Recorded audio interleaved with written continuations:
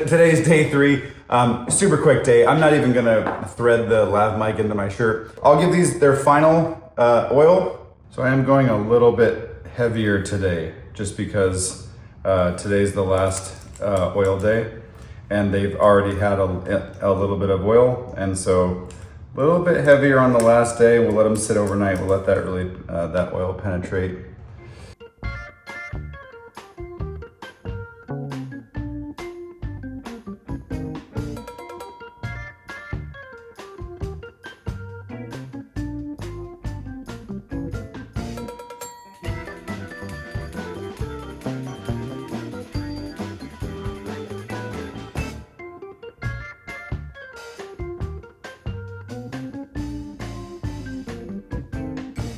If you're able to get your, just get some oil on your pinky and then just stick it in the tops there and then just turn it around. If your finger can touch the surface of the wood in there, you'll feel that it's thirsty.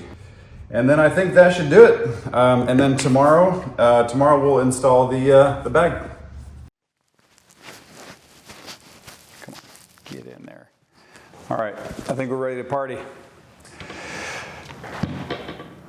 Welcome back. I think we're on day 4. Today we're gonna wrap the pipes. I wanna wrap them before I put them into the bag. I've heard a lot of chatter on the interwebs about using a synthetic string. And so I wanna do these in synthetic string because I see that that's a benefit.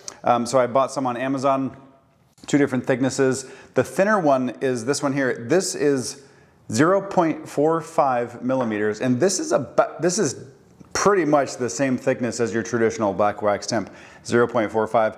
The thicker one is 0.8 millimeters, and I got them on Amazon, and boom, they were here. So we're gonna, I'm just gonna do, just for the sake of time, I'm gonna do, let's say 1 drone, and then I'll speed it up, and then I'll explain a little bit, and we'll have something. So I'm gonna do 1 drone, and then we'll speed it up and we'll make this really fast. All you're really gonna need is just a pair of scissors, because you cannot break this stuff. With traditional black wax temp, you can break it with your hands. This is not gonna happen. So I just like to take a little bit of the thread, pin it down there, and then you wanna start the wrapping on these, the combing marks here. So you wanna kind of keep tension tight, and I'm just trying to keep the tension with this hand, and then I'm just trying to keep turning it. So I'll speed this up and I'll show you what it looks like when we're done. All right, this is all wrapped up. Would you just look at that? It looks like it's just combed from the factory because of how perfect that is. Now this is not going, now if I keep the tension here, where's the tenor stock? Here. So that's not gonna be enough. So we're gonna do, kind of try to get this to stay by, I'm gonna pull it real tight, and then I'm gonna trim it off, and yeah, see, this stuff's not tacky enough. So I imagine you could add your own wax to make it more tacky and squishy. But I'm just gonna leave the tail up here, put some tension there, and then we're just gonna grab the thinner one where it happened to. All right, so now this one, we'll just kind of pin that down with the thinner one. So I'm starting from the top. I wanna leave a little gap there. Now that you've wrapped it, you're looking for peaks and valleys. You wanna fill in the valleys. You wanna mash down the peaks. And then you wanna take your tenor stock, and then you wanna see what the fitment feels like there. That's pretty good. That is pretty good actually for a first crack at it. So now we'll move up to the tenor top. We'll do it the same way, but when you're doing a tenor top, it's not just a matter of making it tight. Now the bottom, where the stock meets the bottom section of the drone, you want it to be pretty snug. With the upper section here, you want this to be able to be tuned with one hand. So you want to be able to, slide it up and down with one hand, because that's how you're going to end up tuning your pipes. You got your pipes on your shoulder. You got to be able to reach over here, tune them, and go back to playing. So that one we're going to do. We're going to use only the thin string, and then I'll speed that up. We'll make it look real pretty, and then we'll get the right tension on there.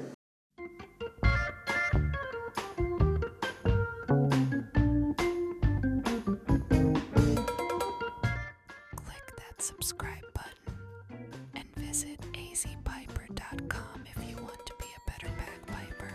So here's the part where you're going to want to test it with your right hand. Everyone has different hand strength. And then we're gonna see, can I move it up and down, you know, round about where the hemp line is. Can I move it up and down, you know, a millimeter at a time? Can I scoot up? Can I scoot down? And does it stay, you know, does it feel snug, but I can still move it with my right hand? And does it feel like loose in any spot? Once you get past the hemp line, little tiny bit above it, tiny bit below it, how does that feel? That's kind of where you're gonna wanna tune at. So do that and then wrap it up. So now I'm just kind of twisting to create that friction and kind of mashing it all into itself. And then do that a lot. And then we're gonna test it one final time. I think that feels pretty good. That's actually perfect. All right, so I think that's perfect. That's a good tension. So now we have one tenor done. And then obviously the bass has two sections. So the upper section is pretty much going to stay where you put it. The bottom section of the bass, where it has the tuning pin, and then the middle section, that's where you want to do that on the bass. And then on the tenor, same thing as what we did here. So I'll do all the rest of these, and then we'll see them when they're done.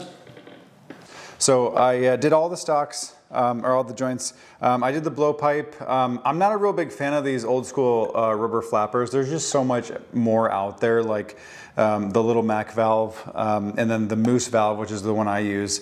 But anyway, I installed this for him, and you just want to make sure that you're using the little flat part that's there, and just make sure that the rubber's lying flush. And I also did something, so I mentioned already, this is my first time using the synthetic wrap. I've always used black wax hemp on everything, and it was just not tacky enough. Here's hemp, here's the synthetic wrapping, and when you just can feel the tackiness of the black wax hemp, even though this does have wax on it.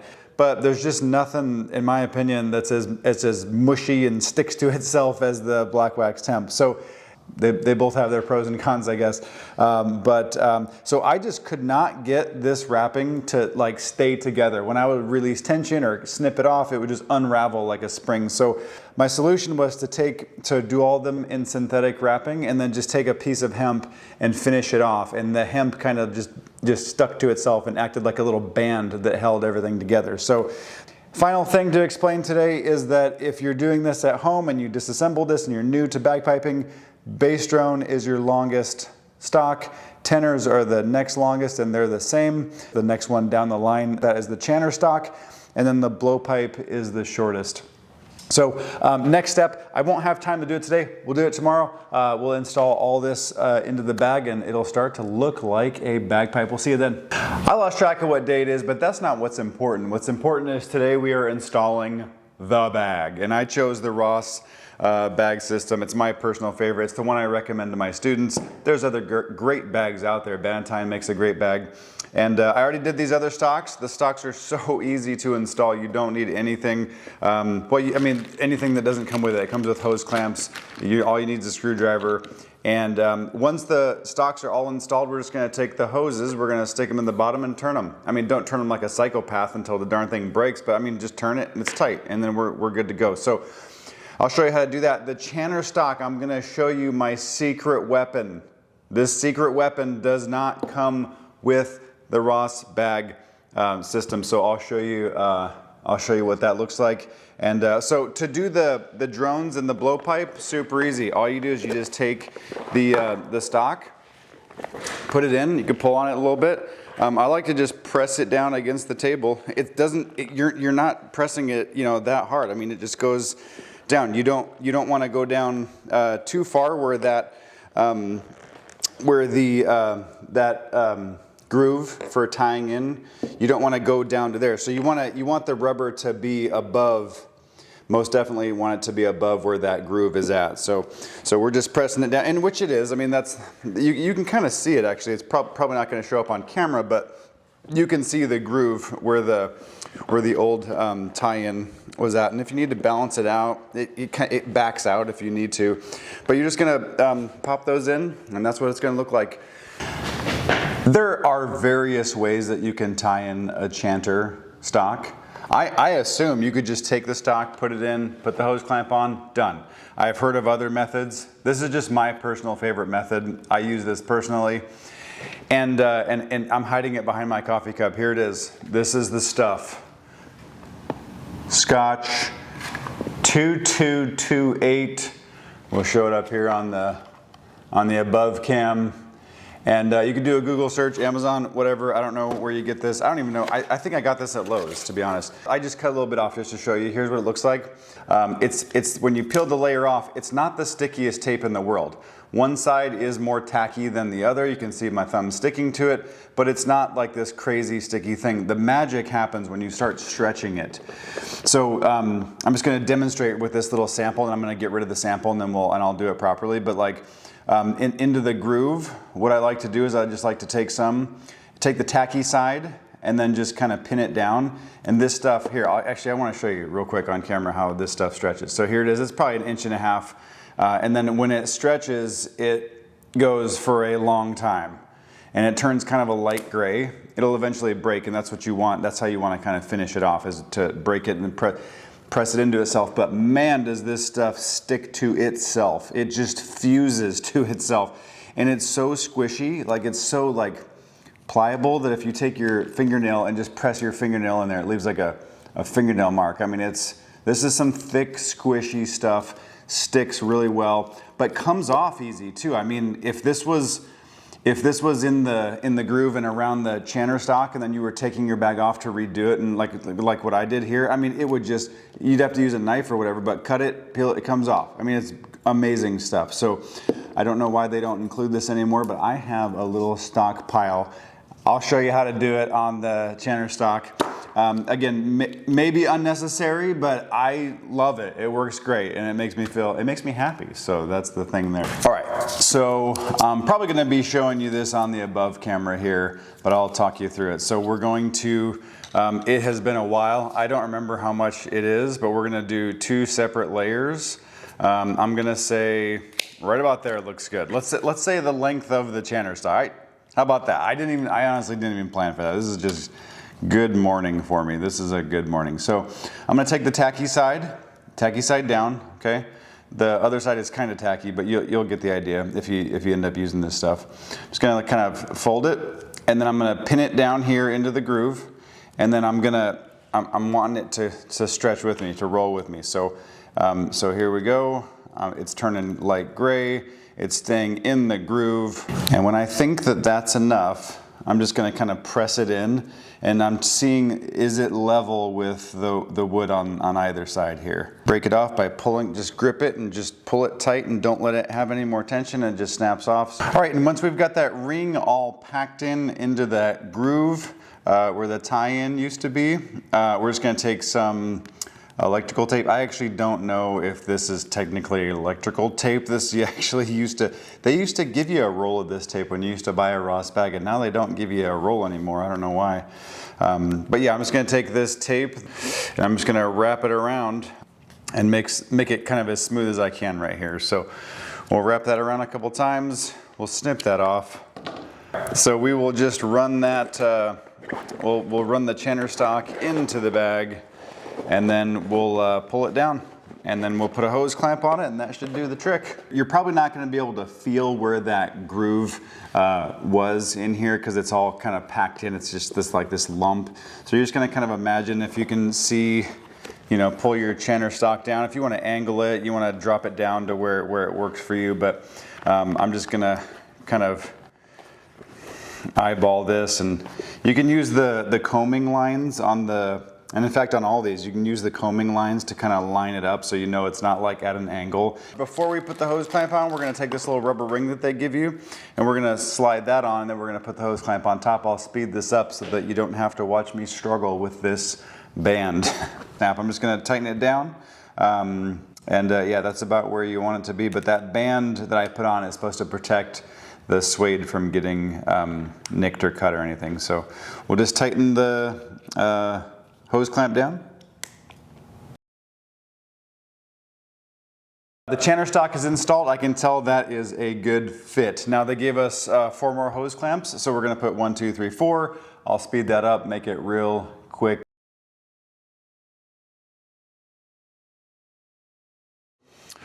Okay, so before we do anything else, I want to do a pressure test. If the pressure test is perfect, which, come on, I mean, I know it's going to be.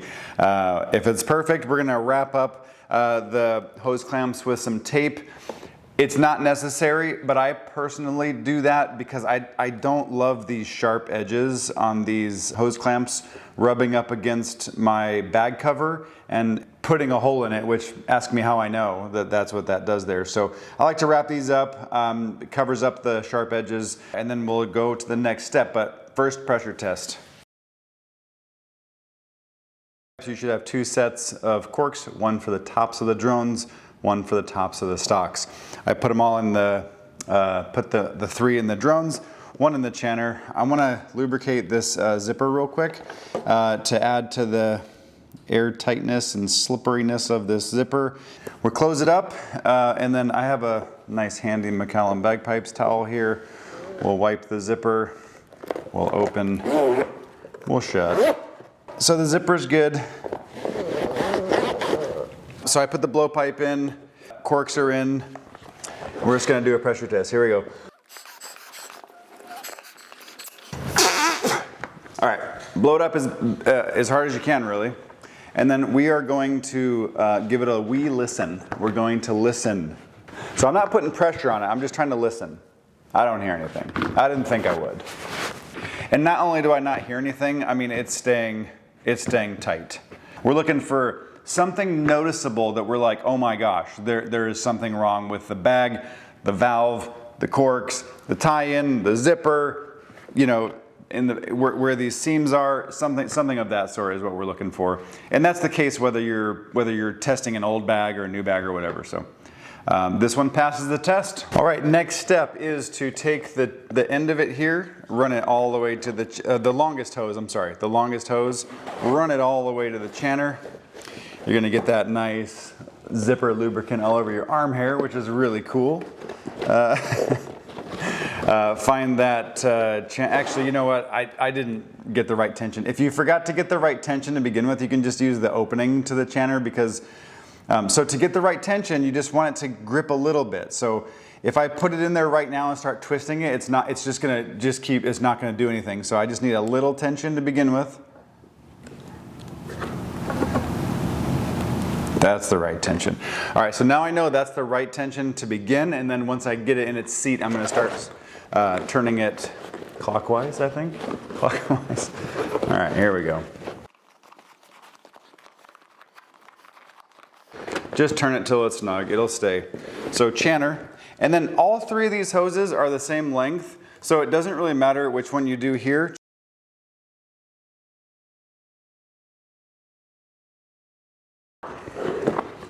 Now the next thing, you've got 2 of the canisters, you got 1 of the canister fittings. I went through and I wrote, I don't know why they don't do this, I think that they should do this, have them marked chanter, base, middle tenor, outside tenor. So that's what we want to do here. So let's start with the chanter, that's the longest one, and we want to make sure we get the right hoses on the right one. So super easy, you just take it, slip it on.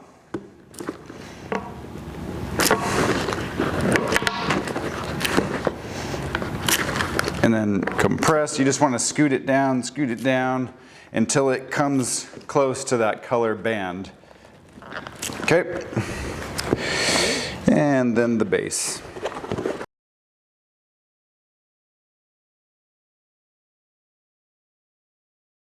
With a brand new canister, you definitely want to blow out. Like I'm just seeing as I'm handling this canister, it's dropping little clay flakes because these little clay rocks have got like, they break down. I mean, they're like, I think it's a natural clay material, whatever, I don't know.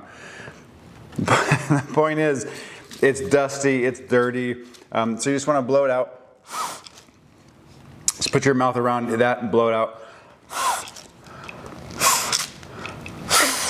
And you're supposed to do that often.